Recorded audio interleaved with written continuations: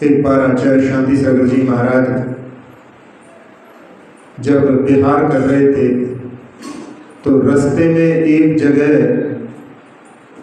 एक साधु जो झोपड़ी में रहता था, कुटिया में रहता था, उसने महाराज जी से निवेदन किया कि हमारी कुटिया में आप पधारो।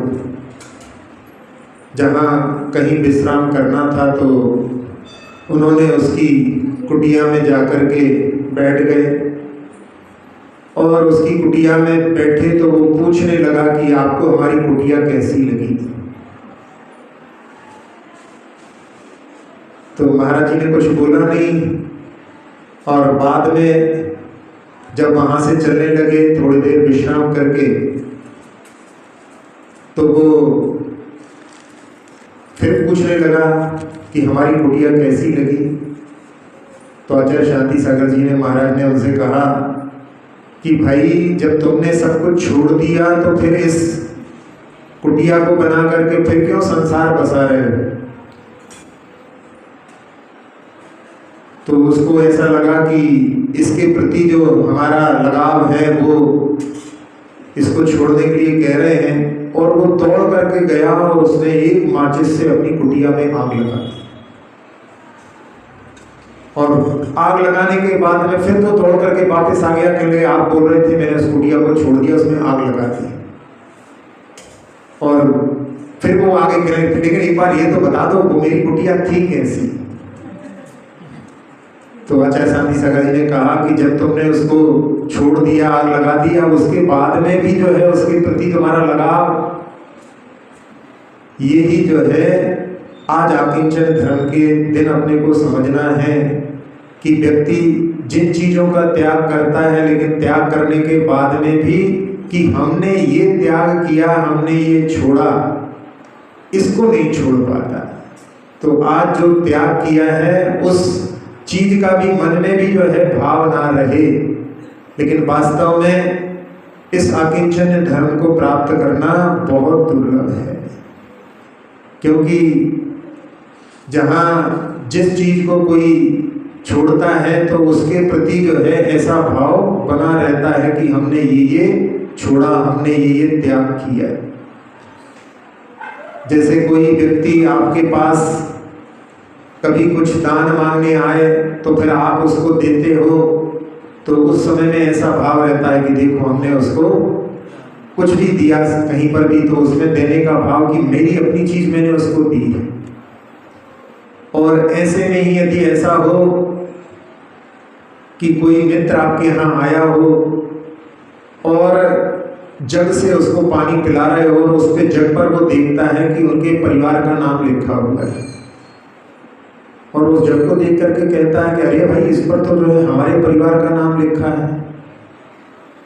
तो फिर वहां पर आप कहोगे कि अरे भाई हो सकता है कभी कुछ काम से आया हो, गलत यानी अदल बदल हो गई हो, तो आपके परिवार का ये जग हमारे यहाँ आ गया है तो आप इसको ले जाओ।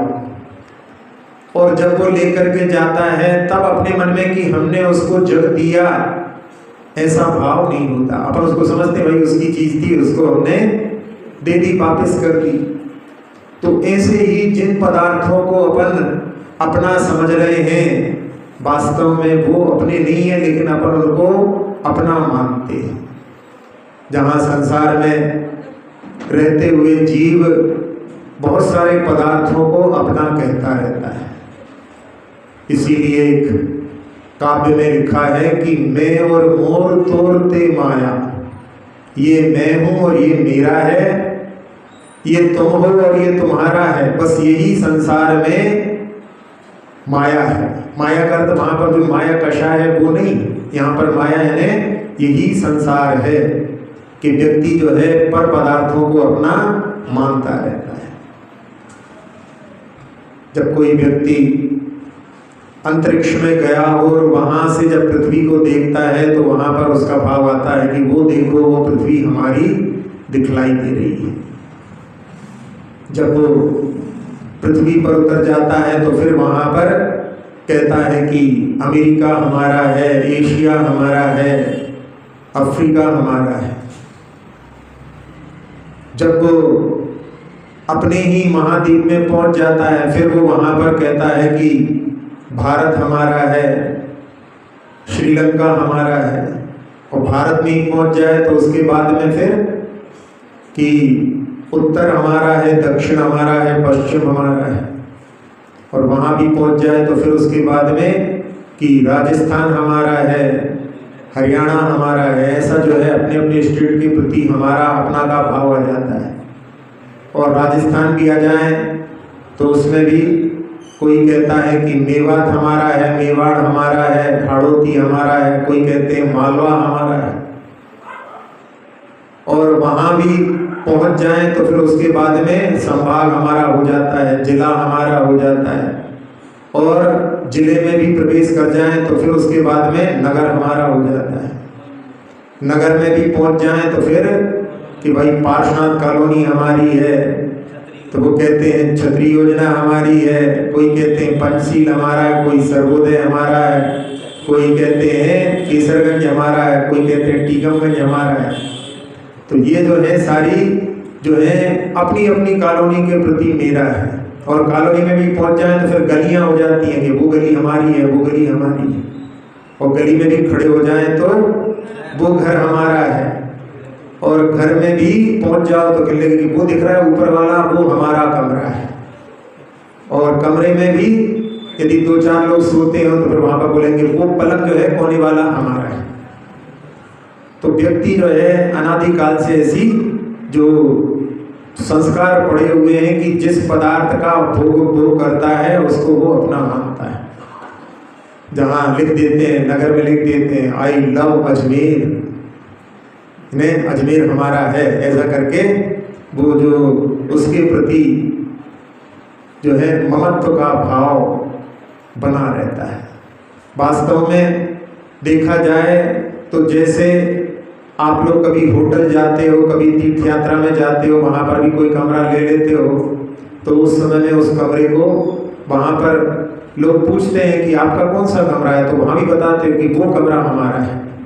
लेकिन उसके बताने में और अपने घर के कमरे बताने में कितना अंतर होता है। लेकिन वो कमरा भी जहाँ हमेशा अपने पोजीशन में नहीं रहने वाला है, थोड़े दिनों में कोई नया उम्मीदवार उसका आ जाएगा। एक जगह पर एक व्यक्ति की संलेखना चल रही थी, तो उस समय में संलेखना में सब लोग सेवा में लगे हुए थे, बच्चे वहां पर लड़ रहे थे कि अब दादाजी तो जा रहे हैं, वो कमरा हम लेंगे। और उसमें कह रहे थे कि तुम जो है दादाजी का कमरा ले लेना, बाद में जब दादी जाएंगी तब हम कमरा ले लेंगे। तो ये जो है सुन रहे थे वो लोग, तो वो सोच रहे थे कि देखो कैसी स्थिति है, लोग इंतजार करते हैं कि कब खाली करें। तो ऐसी जो है पदार्थों के प्रति अपन ममत्व का भाव रखते हैं, लेकिन वास्तव में अपना कुछ भी नहीं है। आचार्य कुंद गोस्वामी ने समय सार में जहाँ जीव अधिकार के उपसंहार में आखिरी में एक गाथा लिखी है, वो गाथा में अहमिको खलु सुतो दंसणाण मयो सदारुवी नबी अथि मज्ज किंचिवी अन्नम परमाणु में तंपी, कि मैं एक हूँ और शुद्ध हूँ, स्वभाव से शक्ति से मैं शुद्ध हूँ। और दर्शन नाणमयो, मेरा जो है दर्शन और ज्ञान बस यही जो है मेरे हैं, यही मेरा स्वरूप है, यही मेरा लक्षण है। और मैं अरूपी हूँ, जो कुछ दिखलाई देता है वो मेरा स्वरूप नहीं। नबी अति मज्ज किंचिवी, मेरा जो है कुछ भी नहीं है। अन्नम परमाणु मित्तम भी, एक परमाणु मात्र भी मेरा नहीं है। तो ये दृष्टि जो है नमे किंचन, ये अपने लिए जो है दृष्टि में रखना चाहिए कि वास्तव में मेरा कुछ भी नहीं है। अपन भले ही सब मानते हैं, लेकिन ये सब जो है संयोग हुए हैं, और संयोग जो है वियोग में अवश्य ही ढलते हैं। तो जिन जिन चीजों का संयोग हुआ है, इस शरीर से भी संयोग अपना हुआ है। अपन जब पूर्व भव से कहीं से आए तो इस शरीर का संयोग हो गया, और शरीर के संयोग के कारण में ही बाकी सबसे संयोग हो गया। तो इसलिए कहते हैं जहां देह अपनी नहीं तहाँ ना अपना कोई, घर संपत्ति पर प्रकट है, पर है परिजन लोग। कुछ अपना नहीं है, लेकिन फिर भी इस बात को जो है दिल स्वीकार नहीं करता। वहां पर वो पर पदार्थों की आसक्ति को आखिरी समय में भी जहां पूरी तरह से निवृत्त नहीं हो पाता, उस समय में भी उसको भय रहता है। पहले तो यही कि अपन जो है पुनर्जन्म लेंगे, इसका भी विश्वास बहुत कम लोगों को होता है। उनको तो ऐसा लगता है कि जहां मृत्यु हुई सब समाप्त, इसलिए मरने से बहुत डरता है। जब एकत्व की भावना जो रहती है, जिस भावना में कभी कभी अकेलापन राग की भूमिका में भी रहता है। पुत्र जो है पढ़ने के लिए बाहर गया है, जॉब बाहर करता है, उस समय में वो वहाँ पर अकेलापन जो फील होता है, वो राग की भावना के साथ में, भले ही अपन अकेले हैं लेकिन मन में जो है राग के धागों से बंधे हुए वहाँ पर अपन जो है अकेलापन जो है अनुभव नहीं कर पाते। द्वेष के साथ में भी कभी कभी एकत्व की भावना जहाँ उत्पन्न होती है, परिवार में रहते रहते कभी मनमुटाव हो जाता है, बातचीत बंद हो जाती है।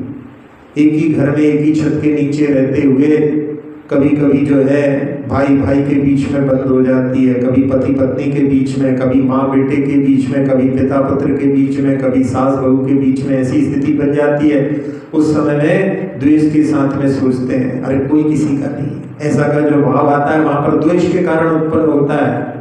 लेकिन वो वहाँ पर कोई मेरा नहीं है, लेकिन साथ में ये भी अपने लिए सोचना चाहिए कि वास्तविकता तो ये है कि मैं भी तो किसी का नहीं। लेकिन वो द्वेष के कारण उत्पन्न हुई भावना है, वो उस वास्तविकता से जो है अपना परिचय नहीं कराती। जब अपन एकांत में बैठ करके और इस पर विचार करें कि जितने भी अपने जो संयोग हुए हैं वो सब संयोग हैं और संयोग वियोग में अवश्य ही एक दिन ढलते हैं। केवल मात्र भोग भूमि में एक ऐसा जो है पति पत्नी का संबंध होता है जो एक साथ में जन्म लेते हैं और एक साथ में मरण को प्राप्त होते हैं। बाकी देवों में भी ऐसा नहीं होता। देवों में भी जो है कभी कभी देवियों की आयु अभी अवशिष्ट है और देव चला जाता है, और देव की आयु है और देवियां तो बहुत कम आयु होती है तो जाती ही रहती है। जहाँ मनुष्यों में और त्रियंशों में भी जहाँ जिनके संबंध रहते हैं उनमें भी कब किसका वियोग हो जाए कोई भरोसा नहीं। तो ऐसी जो है स्थितियां रहती हैं। बल्कि कई बार तो ऐसा होता है कि विवाह होते होते भी जहाँ जो है मतलब वियोग हो जाता है। अभी कुछ दिनों पहले एक सागर के पास में एक जगह जहाँ पर लड़के का विवाह चल रहा था और उस विवाह में उसको थोड़ी सी परेशानी हुई और उन्होंने कहा कि भाई रात में जगह हैं उसके कारण में गैस आदि की प्रॉब्लम होगी, और पाँव पखड़ी हो रही थी। सब लोग लड़की वाले उनके पैरों को पूछते हैं, वर को जो है दूल्हे को जहाँ पर बहुत मानते हैं तो वहाँ पर बूढ़े बूढ़े लोग भी उनके पैरों को पढ़ते हैं, परंपराएं ऐसी रहती हैं। तो उसमें वो पढ़ते पढ़ते ही वो जो है दूल्हा वहीं पर बेहोश होकर के गिरा और मरण को प्राप्त हो गया। अभी थोड़ी देर पहले ही मांग भरी है वधू की और इधर जो है बिछू हो गई। तो ऐसी जो है स्थितियां होती हैं। तो उसके लिए जहाँ झांसी की रानी लक्ष्मीबाई से प्रश्न किया गया था कि जब विवाह होता है तो कांच की चूड़ी क्यों पहनाते हैं, और वो चूंकि झांसी की रानी लक्ष्मीबाई जो थी वो विधवा थी, वो सोने की चूड़ी पहनती थी, तो वो कांच की चूड़ी क्यों पहनाते हैं और आपने सोने की चूड़ी क्यों पहनी है। तो उन्होंने जो उत्तर दिया वो भारतीय संस्कृति जहाँ पर 12 भावनाओं का भी भाव उसमें छिपा हुआ है, तो उसके माध्यम से वो कहती हैं कि भारतीय संस्कृति में विवाह होता है तो कांच की चूड़ी इसलिए पहनाते हैं कि संबंध तो बन रहा है, लेकिन संबंध कब जो है टूट जाए इसका कोई भरोसा नहीं। जैसे कांच की चूड़ी क्षणभंगुर होती है, पहनते पहनते भी टूट जाती है।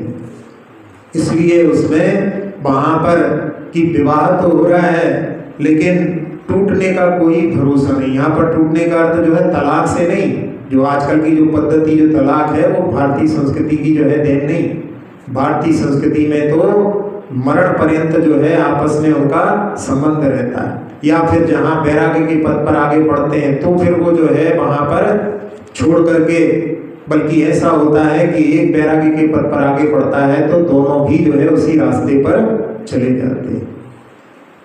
तो उस समय में उन्होंने ये कहा और साथ में ये भी कहा कि जहाँ विधवा हो गई स्त्री तो उसके बाद में फिर दूसरे से संबंध नहीं बनाते।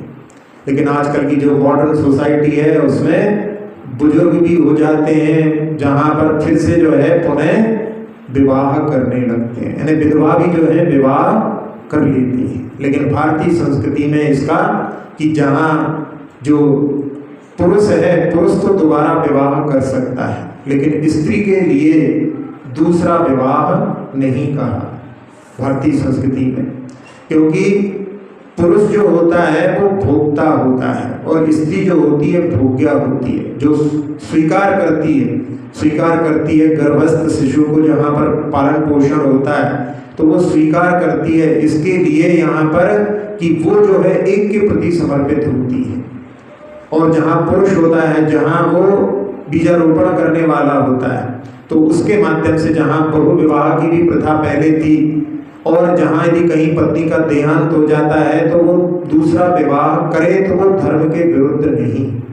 लेकिन जहाँ स्त्री जिसका विवाह हो चुका है वो यदि विवाह करती है पुनः, तो वो जो है धार्मिक संस्कृति के अनुसार नहीं है। तो लेकिन फिर भी आजकल के जहाँ जमाने में ऐसे भी विवाह हो रहे हैं, लेकिन धार्मिक जो है रीति से उसको समीचीन नहीं माना जाता। तो यहाँ पर आजकल जिसमें कि जहाँ सबको समान अधिकार है उसमें लोग इस प्रकार की बातें कह सकते हैं, लेकिन जहाँ जो अपन धार्मिक दृष्टि से देख रहे हैं, जिसके माध्यम से जो शील व्रत का पालन होता है, वो जो है स्त्रियों का एक के प्रति समर्पण का जो है उसमें मुख्यता मानी जाती है। जहाँ अन्य संस्कृति में द्रौपदी के भी 5 जो है पति माने जाते हैं, लेकिन अपने यहाँ जैन धर्म में उसको जो है पंच भर्तारी नहीं कहा गया। वो उसको पंच भर्तारी का जो आरोप लगा उसमें कारण उन्होंने पूर्व भव में जहाँ ऐसी पर्याय में थे जिसमें कि उन्होंने किसी दूसरे को देख करके, एक वेश्या को देख करके, जिसके प्रति जो है बहुत सारे लोग अपने राग का भाव प्रकट कर रहे थे, तो उस समय में उन्होंने निदान किया कि ऐसा जो है हमारे लिए भी प्राप्त हो, क्योंकि वो सुंदर नहीं थी और उस समय में कोई उसको चाहता नहीं था, और उसने ऐसा जो है राग का भाव कर लिया कि इतने सारे लोग इसको चाह रहे हैं, मुझे भी चाहने वाले हों, और उसके कारण में जो है उसके ऊपर दोषारोपण आ गया कि 5-5 इसके पति हैं। लेकिन ये भी भारतीय संस्कृति में जो है वहाँ पर कहीं जो है पर्वतीय इलाके में भले ही ऐसा होता हो, लेकिन यहाँ जहाँ भारतीय संस्कृति जो आर्य संस्कृति है उसमें तो एक जो है स्त्री का केवल एक ही पति होता है। तो जहाँ उन्होंने कहा कि विधवा स्त्री जो रहती है वो सोने की चूड़ी इसलिए पहनती है कि अब ऐसे क्षणभंगुर संबंध हम किसी के साथ नहीं बनाएंगे, इसलिए यानी अब हमारा संबंध जो है भगवान की भक्ति से ऐसा रहेगा कि जिसके माध्यम से वो हमारा संबंध कभी भी नहीं टूटे। तो ऐसे जो है मतलब भारतीय संस्कृति में जहाँ अपने लिए 12 भावनाओं का चिंतन भी जो है जहाँ क्रियाओं में भी छुपा हुआ है, तो उसके माध्यम से कि जब जीव अपने आप के लिए पर पदार्थों से अपना संयोग रखता है तो उसके माध्यम से वो उनको अपना मानने लगता है, लेकिन वास्तव में वो सब जो है अपने साथ में हमेशा रहने वाले नहीं है। एक होता है व्यक्ति जो इनका अपने आप को स्वामी समझता है, और एक जो होता है जैसे ट्रस्टी होते हैं, ट्रस्टियों में क्या भाव रहता है कि हम तो भाई इसकी व्यवस्था करने के लिए हैं, हमारा इस पर अधिकार नहीं। तो ऐसा भाव रख करके यदि अपन जिन पदार्थों का उपयोग करते हैं वो तो जो है समीचीन होता है, लेकिन जहाँ व्यक्ति उस पर अपना अधिकार समझता है और उसके कारण में जब उसका बिछोड़ होता है तो कई बार ऐसी स्थिति बनती है कि व्यक्ति उसके धक्के को सहन नहीं कर पाता और प्राण भी छोड़ देता है। जहाँ किसी की संपत्ति आदि जो कोई चुरा ले, कभी किसी के जो है जहाँ बहुत सारे जो संपत्ति को कोई हड़प ले, और उनको जब पता पड़ता है तो कई लोगों के प्राण छूट जाते हैं। उसके प्रति आसक्ति का भाव जो है ऐसी स्थिति का निर्माण करता है। आचार्य अकलंक देव ने दो प्रकार के लोग कहे। एक लोग को कहा कि जो मछली की तरह होते हैं, और एक होते हैं मेंढक की तरह। तो मछली की तरह कैसे होते हैं? जहां मछली को जल से दूर किया तो फिर तड़प करके मर जाती है। तो उन पदार्थों की आसक्ति ऐसी है कि जिसके कारण में उनका वियोग हुआ और व्यक्ति के प्राण छूट जाते हैं। और एक होते हैं मेंढक की तरह कि जो जल को छोड़ करके भी जीवित रहते हैं, उनको कोई उसका प्रभाव नहीं पड़ता। तो पर पदार्थ का जहां संबंध अपना ऐसा हो कि छूट भी जाए तो कोई बात नहीं, अपन ने जितना उपयोग कर लिया, जितना अपना संयोग था उतना संयोग हो गया। एक घटना जो सहजानंद जी बर्नी ने अपने ग्रंथ में लिखी है कि एक चूहा था और उस चूहे ने एक सेठ के जो बटुए में सिक्के थे एक बार उसने बाहर रखे और उस चूहे ने उसमें से सिक्के निकाल करके अपने बिल में रख लिए। अब वो इतने सारे सिक्कों को रोज जो है बिल से निकाल करके बाहर रखता, उछलता कूदता, फिर एक एक उठा करके अंदर रखता। उसका रोज का काम हो गया, खेल हो गया उसका। अब एक दिन जो है सेठ की नजर पड़ गई तो उन्होंने वहां पर, उनको मालूम था कितने सिक्के हैं, और वो देखते रहे वो सारे सिक्के निकाल करके इधर उधर घूमता हुआ इधर उधर हुआ और उन्होंने सारे सिक्के उठा लिए। अब जब वो लौट करके वहां पर आया और उसको सिक्के नहीं मिले, इतने दिनों तक जो है उसके वहां पर वो खेलते खेलते प्रयोग करते उसको जो है अपना समझने लगा था। जब नहीं मिले तो उसने इधर उधर दौड़ लगाई और दौड़ लगाते ही उसने तड़प करके प्राण छोड़ दिए। यानी वो पदार्थ के प्रति ऐसी आसक्ति कि वो दूर हुआ नहीं कि ऐसा लगा कि जैसे कि सब कुछ चला गया।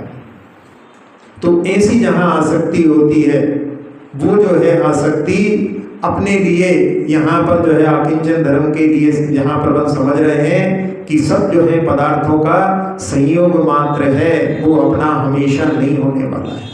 और उसमें अपने लिए उनके प्रति यदि अपना आसक्ति का भाव बना रहेगा तो उसके कारण में बार बार, जैसे कि जो सर्प जो है बनते हैं, वो परिग्रह की आसक्ति के कारण में यहाँ पर छोड़ करके गए और बाद में आने के बाद में उसी संपत्ति के लिए प्राप्त करने के लिए, उसकी संरक्षण के लिए सर्प की पर्याय को भी प्राप्त हो जाते हैं। तो ऐसा जो है अपना आसक्ति का भाव ना रहे।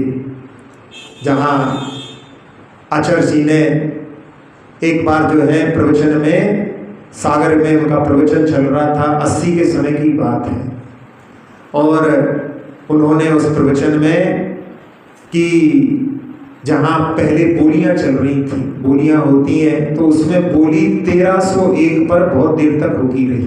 यानी उस जमाने में 1301 की भी बोली बहुत बड़ी मानी जाती थी।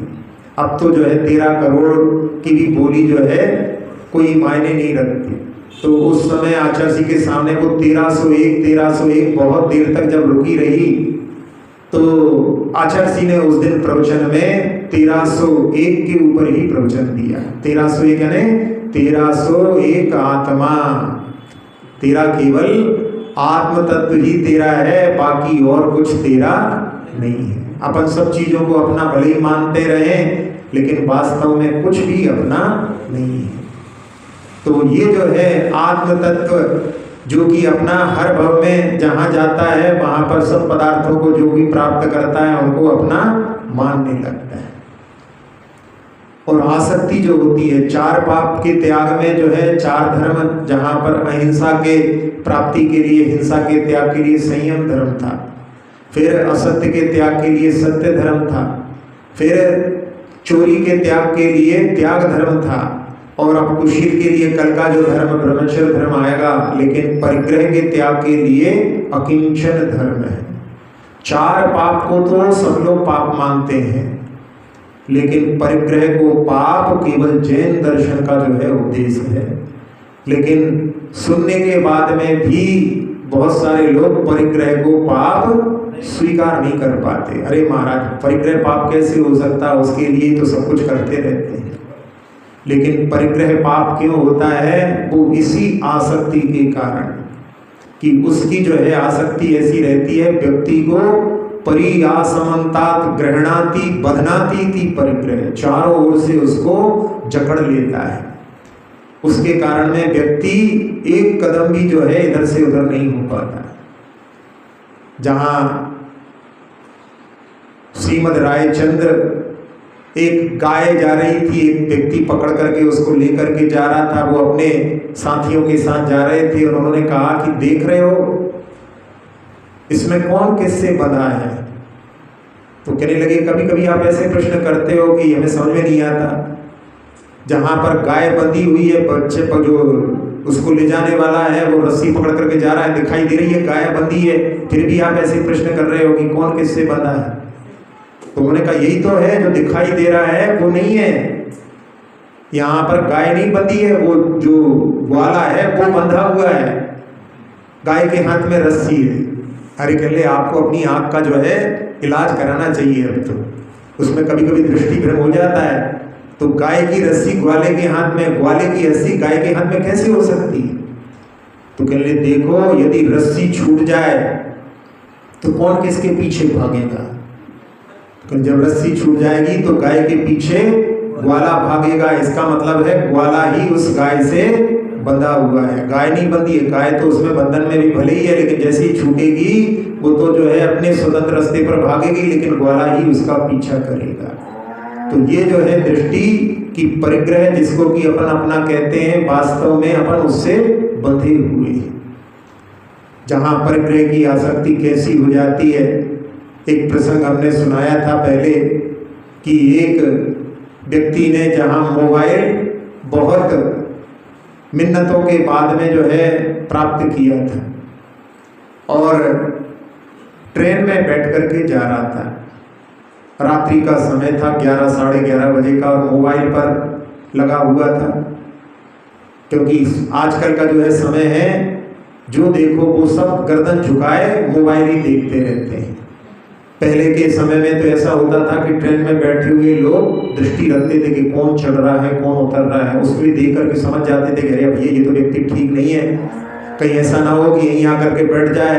वो बैठ जाता था तो सतर्क रहते थे। लेकिन आजकल की दृष्टि में सबकी दृष्टि जो है मोबाइल पर लगी रहती है, और मोबाइल पर लगे रहते हैं तो पता ही नहीं रहता कौन चढ़ रहा है कौन उतर रहा है। लेकिन ऐसे में एक व्यक्ति ने देखा कि अरे इसके हाथ में तो आईफोन है, और वो उसने अपनी पोजीशन बना ली। जैसे ही ट्रेन चलने को हुई और उसने झपट्टा मार करके हाथ में लेकर के चलती ट्रेन से बिल्कुल तभी शुरू हुई थी उतर गए, और ये व्यक्ति वहां पर एकदम बिल्कुल बौखला गया कि अरे ये क्या होगा, मेरी जो संपत्ति मैंने कितने अरमानों से इसको प्राप्त किया है। और वो दौड़ा उसको पकड़ने के लिए, और उस समय में वो परिग्रह ने उसको ऐसा जो है बांध लिया था, सब भूल गया ट्रेन से उतरा कैसा जाता है। चलती ट्रेन से उतरने का जो है सीधी सीधी उसने छलांग लगा दी और एक खंभे से जाकर के टकराया। हॉस्पिटल ले जाते उसने प्राण दिया। तो ऐसी जो है आसक्ति परिग्रह की होती है ना, उसमें बुद्धि बिल्कुल। ऐसे ही एक घटना में एक व्यक्ति ने, जहां बिल्डिंग जो है कमजोर थी और उस बिल्डिंग के नीचे उसको जैसे सारे लोगों को इन्फॉर्म करके कि भैया बिल्डिंग खाली करो कभी भी गिर सकती है, और स्वयं जो है गाड़ी उठाने के लिए नीचे, उसके पिताजी ने बर्थडे में गिफ्ट दी थी, उस गाड़ी को निकालने के लिए बेसमेंट में गया, गाड़ी स्टार्ट की कि ताश के पत्तों की तरह पूरी बिल्डिंग भरभरा करके उसके ऊपर गिर गई। उसको भी हॉस्पिटल ले जाते 11 घंटे में तो निकाल पाए, इतनी बड़ी बिल्डिंग गिरी तो नीचे से निकालने में इतने टाइम लगे, फिर भी जीवित निकला वो। लेकिन जब हॉस्पिटल ले गए तो रास्ते में उसने प्राण छोड़ दिया। जहां लौकिक जगत में भी कहा कि यदि वो किसी की जान बचाने के लिए अपनी जान देता तो उसकी प्रशंसा करते कि इसने जो है चेतन धन को बचाने में प्राण छोड़े हैं। लेकिन उसने जड़ संपत्ति के लिए, जिसका कि जो है इंश्योरेंस के माध्यम से भी पैसा मिल सकता था, लेकिन उसने उसकी आसक्ति में प्राण छोड़े हैं। तो ऐसी जो है परिग्रह की आसक्ति होती है। और परिग्रह की आसक्ति में ही व्यक्ति के प्रकारों को अपन देखें तो एक होते हैं कि तेरा तो तेरा नहीं सब कुछ मेरा है, दूसरे की भी संपत्ति को हड़पने की जो भावना होती है वो इस कैटेगरी के जो जघन्य कैटेगरी के होते हैं। कौरव जो थे वो ऐसे ही थे कि दूसरे की भी संपत्ति को उनके लिए अपनाने की, यानी उसको भी देंगे नहीं। और कुछ ऐसे होते हैं कि भाई तेरा तेरा है और मेरा मेरा है। जहाँ विभाजन की बात आती है तो उसमें कई बार जो है ऐसी स्थितियां बन जाती हैं कि व्यक्ति छोटी छोटी चीज़ों पर अड़ जाता है कि नहीं ये हम लेंगे ये हम लेंगे। एक बार ऐसा ही हुआ एक परिवार में, जहाँ हिस्से बांटे में छोटी छोटी बातों पर, अरे वो दुकान तुम्हें कैसे दे दें, वो दुकान तो जो है बहुत चलती है, उसी से तो सारा काम चलता है, और वो ऊपर की मंजिल तुम्हें कैसे दे दें, हम नीचे घुट घुट करके मरे। ऐसी जो है छोटी छोटी बातों पर वहाँ जो है आपस में लड़ते लड़ते ऐसा हुआ। कई बार जो है समाज ने, जहाँ पंचायत ने उनके लिए बंटवारा करने के लिए उनको जो है बिठाया, लेकिन एक किसी बात पर कि ये हम इस पे तैयार नहीं, इस पे तैयार नहीं, ऐसे करते करते वहाँ पर पंच के 5 ताले लग गए और छठा ताला और 7वां ताला दोनों भाइयों ने भी लगा दिया। और लगाने के बाद ऐसा हुआ कि कुछ ऐसे भी जो है व्यक्तित्व होते हैं जगत में जिनको दरवाजे से ताले से कोई मतलब नहीं रहता, वो तो सब रास्ते निकाल लेते हैं। यहाँ बाहर ताले लगे हुए हैं और वहाँ हवेली की बहुमूल्य चीजें उन्होंने सफाई कर दी। जब ताले खोले गए तो देखा कि अरे यहाँ तो जो है ऐसी स्थिति हो गई। तो उसके बाद में वहाँ पर दोनों भाई वहाँ पर एक दूसरे से कहता है, अच्छा आप वो ले लो, दुकान आप ही ले लो, आप जो है ये नीचे वाला पोर्शन जो है हमें रहने दो, ऊपर वाला आप ले लो। दोनों वहाँ पर जो है एक दूसरे के प्रति कि अब जो है कुछ बचा नहीं तो अब ले लो आप। तो उस समय में लोग कहते हैं कि ये भरत मिलाप का नाटक पहले कर लेते तो ऐसी स्थिति तो नहीं होती। लेकिन ऐसी परिग्रह की आसक्ति में व्यक्ति जो है इसके बारे में विचार नहीं करता। तो एक जो ये होते हैं जहाँ पर कि तेरा तेरा है मेरा मेरा है, और एक ऐसे होते हैं कि तेरा तो तेरा है ही मेरा भी तेरा है। जहाँ भरत और बाहुबली के बीच में पहले युद्ध हुआ, लेकिन बाद में जब उनको बैराग उत्पन्न हुआ तो उन्होंने कहा कि भाई आपका तो आपका है ही, हमारा भी आप ही ले लो। तो ऐसे जो है लोग, और इससे भी ऊपर उठ करके जो होते हैं, ना तेरा है ना मेरा है, चिड़िया रैन बसेरा है। कोई किसका क्या कितने समय तक जो है इस पर अधिकार जमाएगा।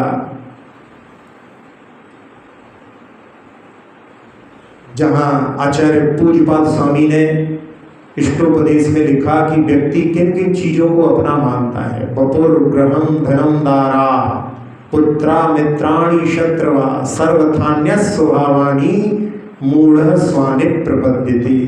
सबसे ज्यादा आसक्ति होती है शरीर से, उसको सबसे पहले रखा। फिर घर से आसक्ति होती है, घर से भी लोगों की ऐसी आसक्ति होती है बुजुर्गों की कि जहाँ बच्चे सर्विस में चले जाते हैं, बोलते हैं हमारे साथ चलो, हमारे साथ रहो, तो कह देते हैं कि नहीं हम तो इसी घर में रहेंगे, हमारे पुरखों का घर है, हम इसको छोड़ करके नहीं जाएंगे। तो उस ग्रह से भी आसक्ति होती है। और उस ग्रह की आसक्ति के कारण में ऐसा भी हो सकता है प्राण छूट जाए, लेकिन प्राण छूटने के बाद में उसी घर में फिर पुनः उत्पन्न हो जाए, उसी घर में झाड़ आदि जो है झाड़ी आदि के रूप में भी उत्पन्न हो सकते हैं। आसक्ति ऐसी होती है। किसी चीज की आसक्ति भी जो है अपने लिए उसी में भी उत्पन्न कर सकती है। जहां किसी के सुंदर रूप को देख करके यदि उसी आसक्ति के समय में यदि आयु बंद हो जाए तो हो सकता है उसके शरीर में ही जाकर के दाद खाज के रूप में उत्पन्न हो जाएगी। किसी के सुंदर केशों को देख करके यदि आसक्ति के समय आयु बंद हो जाए तो उसके केशों में जाकर के जुआ बन सकता है। जुए होते हैं ना, लीख आदि जो होते हैं, उसमें जाकर के उत्पन्न हो सकता है। जहां वर्णन आता है कि पानी की आसक्ति के कारण में मेंढक बन गया, पानी पानी चिल्लाता हुआ वो सेठ मरण करके मेंढक बन गया, पानी में ही उत्पन्न हो गया। तो ऐसी जो है परिग्रह की घर की भी आसक्ति उसी घर में जाकर के उत्पन्न, और किस रूप में भी हो सकते हैं, उस घर का जो है राग भी अपने लिए डुबो सकता है। बपुर ग्रहम धनम, धन के प्रति भी आसक्ति।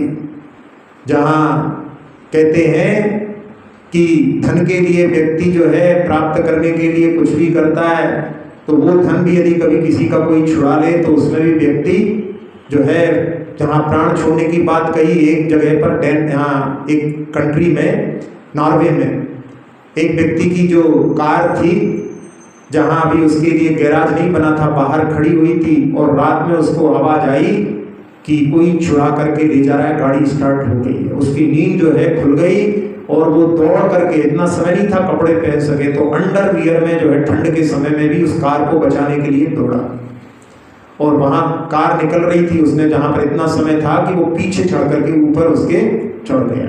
अब वो ड्राइवर जो चोर था बहुत स्पीड से गाड़ी चलाता है कि गिर पड़े ये तो इससे पर लेके चले, और वो वहाँ पर ऊपर चढ़े चढ़े कोशिश करता है। वो सोचता है कि पीछे का जो मिरर होता है वो ज़्यादा मजबूत नहीं होता, तो अपने पैरों से उसने उसको पीछे से मिरर को तोड़ करके नीचे पीछे से उतर रहा है। वो पीछे ड्राइवर बार बार देख रहा है और उसमें चक्कर में जा करके एक पेड़ में टकरा गई। तो ऐसा जो उसने अपनी जो है संपत्ति की रक्षा के लिए अपनी जान का ही जैसे बलिदान करने को तैयार हुआ, ऐसी जो है परिग्रह की भी आसक्ति हो सकती है। धन की है, वो संपत्ति से जो आई है वो धन की आसक्ति। तो बपुर ग्रहम धनम दारा, पत्नी के प्रति जो है, जहाँ पर अपन श्री राम के बारे में कल चर्चा कर ही रहे थे कि जहाँ पत्नी का विछोह हो गया तो उसमें पेड़ पौधों से भी पूछ रहे हैं कि कहाँ है हमारी सीता, तो उसके प्रति भी राग। बपुर ग्रहम धनम दारा, पुत्र के प्रति भी जो है बहुत स्नेह होता है। जहाँ पुत्र के लिए बीमारी हुई है और उसके नाखून में ऐसा रोग हुआ है जिससे उसको बहुत तकलीफ हो रही है, और उसमें पिता जो है अपने मुख में रख करके उसकी जो है तकलीफ को दूर करने की कोशिश करता है। मवाद से भरा हुआ है लेकिन पुत्र के प्रति व्यामोह में उसको शांति मिलती है तो उसको मुख में रखने को तैयार हो जाता है। ऐसा पुत्र का भी जो है राग होता है।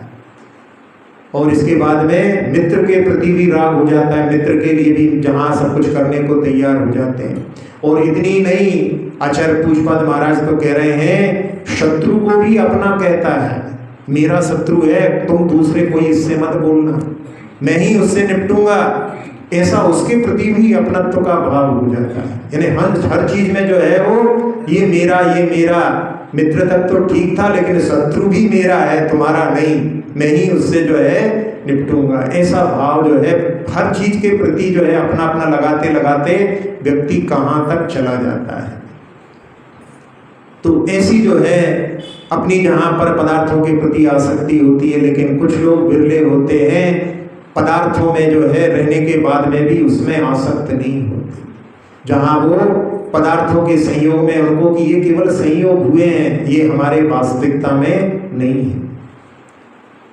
एक बहुत बड़े विद्वान हुए हैं रतन चंद जी मुख्तार, वो इतने ज्ञानी थे कि जहाँ अपने धवला ग्रंथ की जो पुस्तकें हैं, जय धवला और महाबंध, उनकी पुस्तकों में लगभग 20,000 प्रश्न हैं और उनको किस पृष्ठ पर किस लाइन में क्या लिखा है ये सब उनकी स्मृति में था।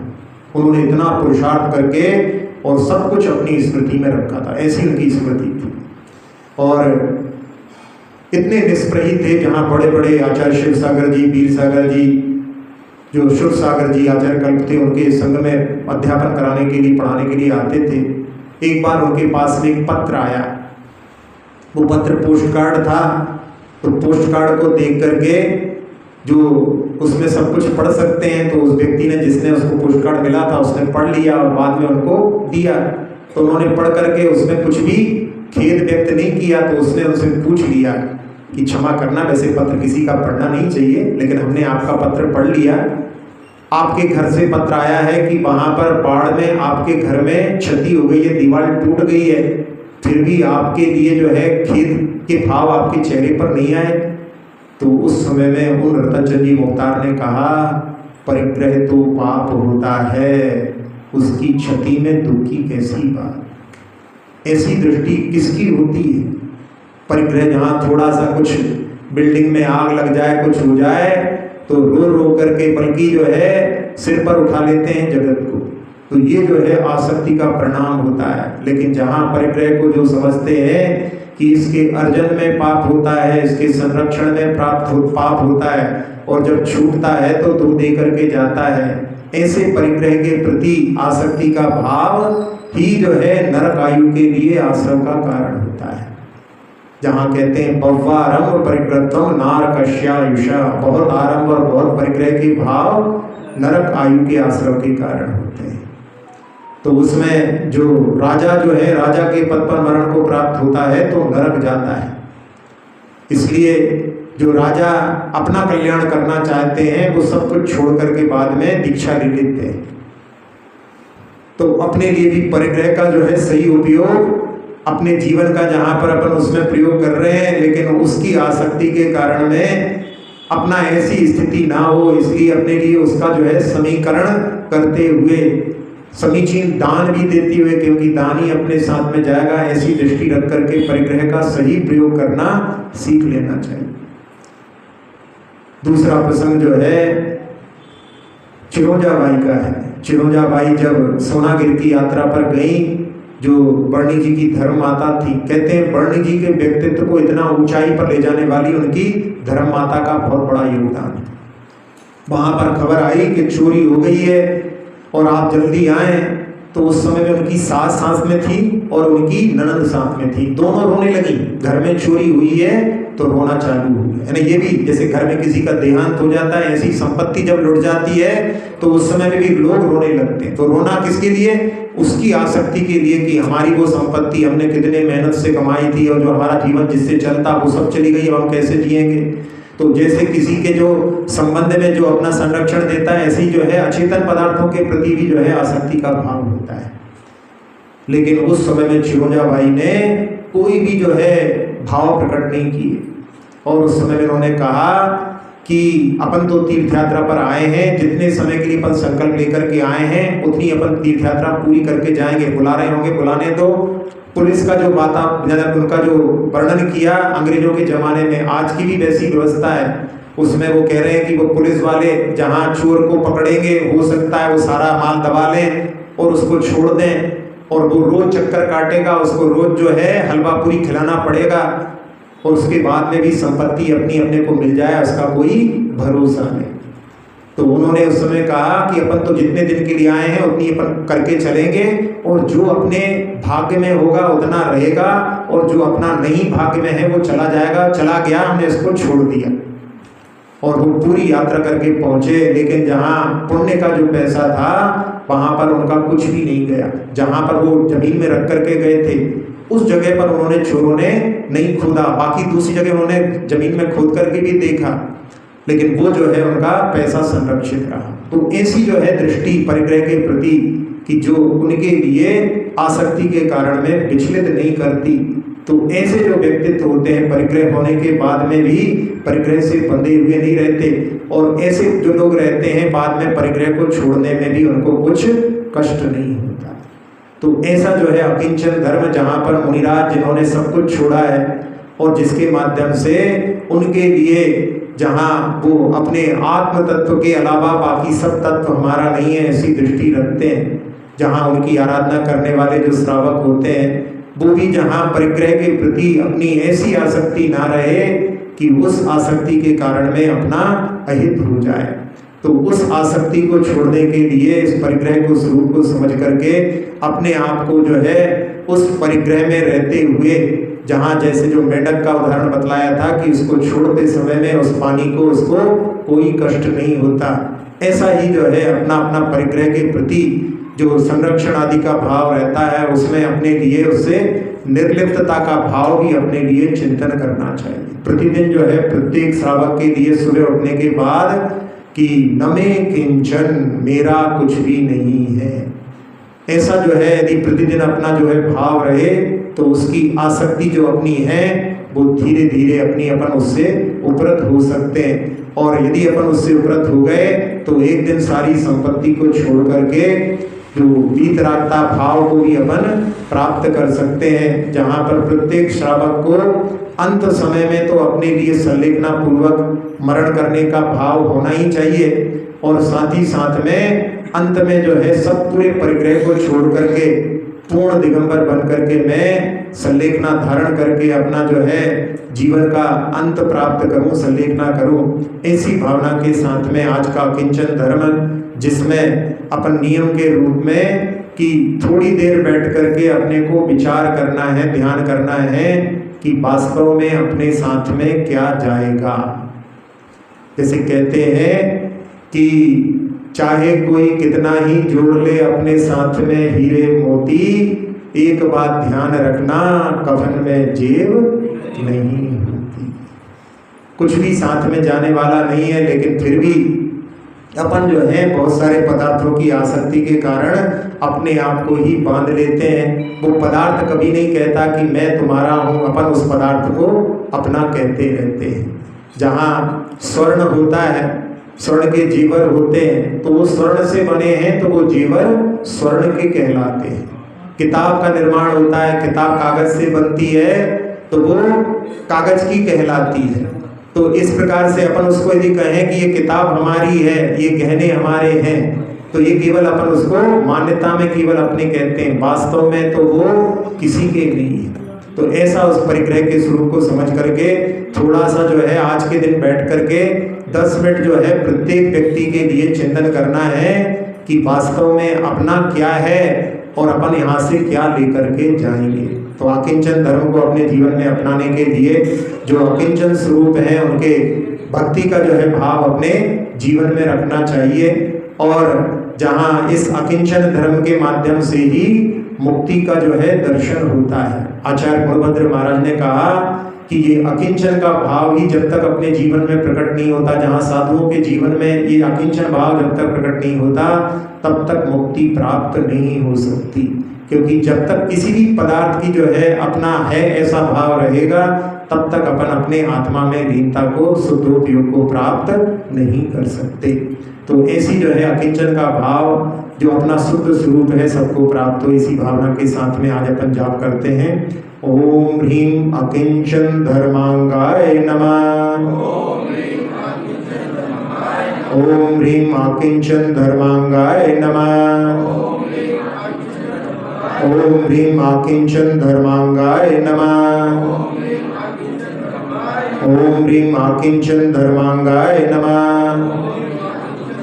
ओम ह्रीं अकिंचन धर्मांगाय नमः।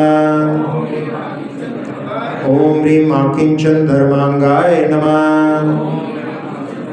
ओम ह्रीं अकिंचन धर्मांगाय नमः। ओम ह्रीं अकिंचन धर्मांगाय नमः। ओम ह्रीं अकिंचन धर्मांगाय नमः। अक्षर पद मात्रा से दूषित वचन अगर ममहीन रहे,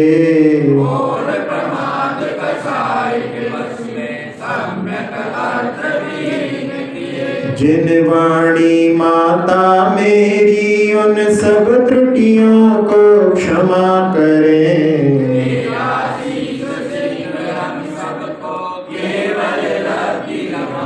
प्राप्त हमें हो बोधि समाधि परिणामों की शुद्धि हो।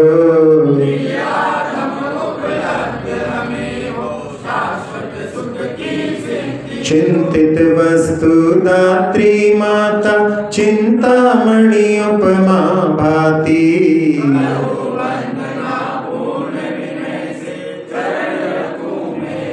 कर जिन वाणी स्तुति तन की ममता टाल।